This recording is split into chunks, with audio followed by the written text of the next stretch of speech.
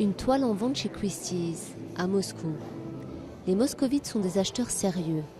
Alexis fait partie de la communauté grandissante des collectionneurs d'art russes et souhaite ajouter à sa collection privée Rembrandt, Picasso et un peintre russe mondialement connu.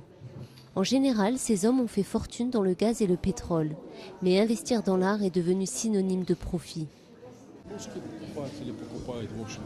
D'après certaines estimations, le prix des œuvres des artistes les plus célèbres peuvent grimper de 15 à 20% chaque année.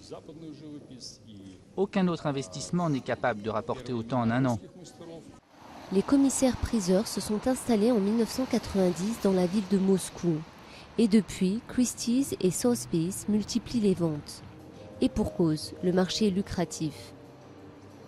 La capitale russe regrouperait le plus grand nombre de milliardaires d'après le magazine Forbes.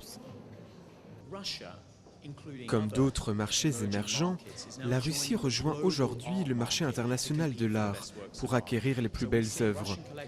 Les collectionneurs russes représentent 8 à 10% de notre chiffre d'affaires global et notre chiffre d'affaires global a atteint 5,7 milliards de dollars l'an dernier. À Moscou, le pouvoir d'achat des collectionneurs n'a pas été ébranlé par la crise économique de 2008. Mais les maisons de vente pointent du doigt des problèmes politiques liés aux règles en vigueur.